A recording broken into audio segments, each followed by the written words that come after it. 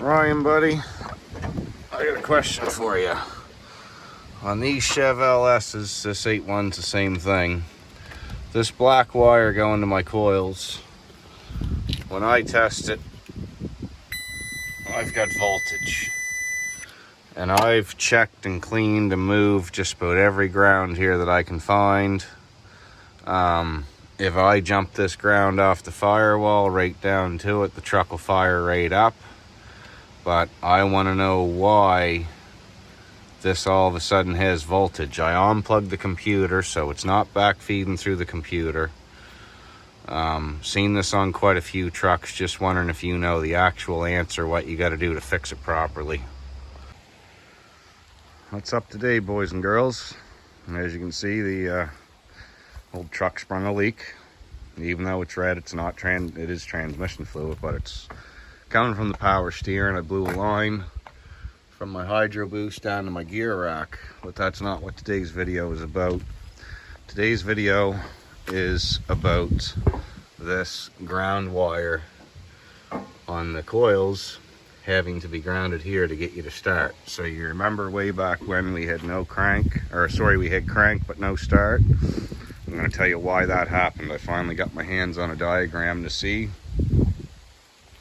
And this truck was running with the ground wire in the firewall for the last little bit. Now, I still have the ground wire there, but I ran it back to my mass air ground. But basically, what goes on is it is a ground issue. It's not a computer issue. The coils are fed right off your fuses, so the coils are not fed by the computer. So this is not a computer issue. I will repeat that. So, looking at the wire schematic last night, it showed there was two grounds on this side of the block.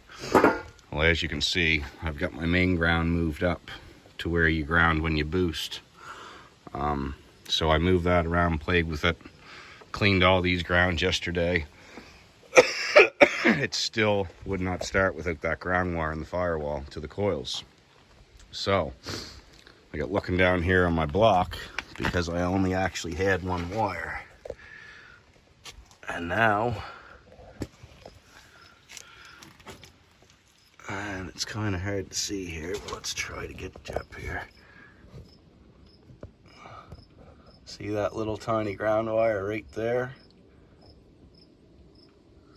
So that wasn't hooked up, and that was just down here dangling.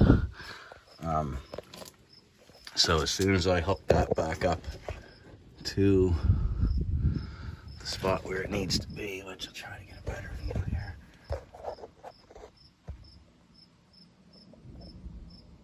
You can't really see it that well, but it's there. So and I believe there's another one that I have broke off. Doesn't seem to be affecting anything. So there may actually be 3 grounds on this side of the block in total. When I pulled the motor out, I obviously tucked one of them out of sight.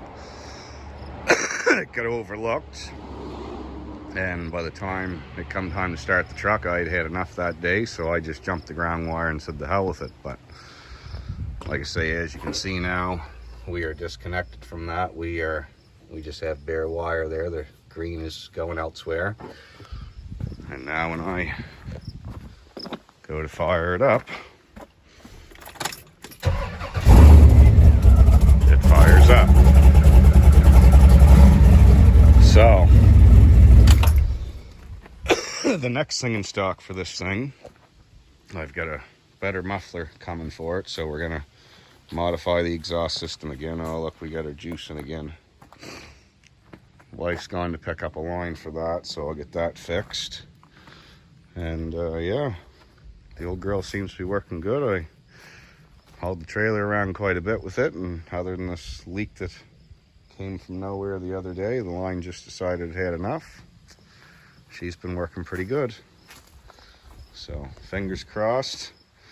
The old thing's actually due for an inspection, so I just got it all undercoated, and we're gonna get an appointment for an inspection. I put new back brakes on, probably gonna throw my new pads on the front, and then she's got all new brakes around, and I'm gonna pull the drive shaft one of these days in the back, because I think it's just about getting due for a U-joint, so I keep them right in the building on the shelf. So this is a storage thing I did.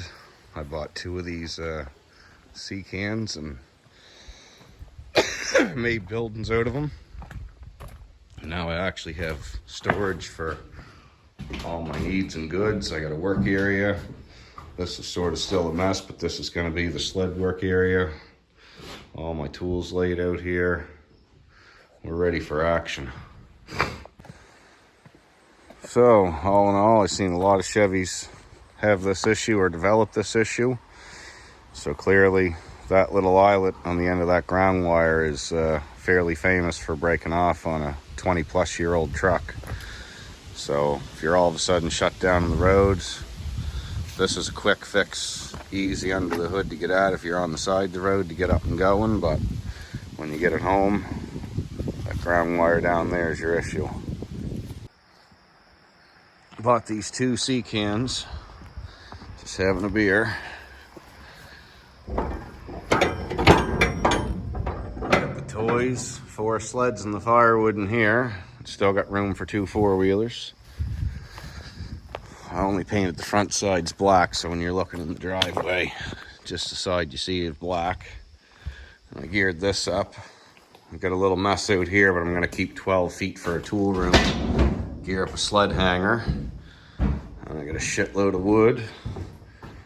And I got the super tool bench geared up with every tool known to man and just about every part known to man underneath. And back here in the corner, I got a wood stove. This is going to be probably the winter chalet if I'm not down at Covey's or working with John.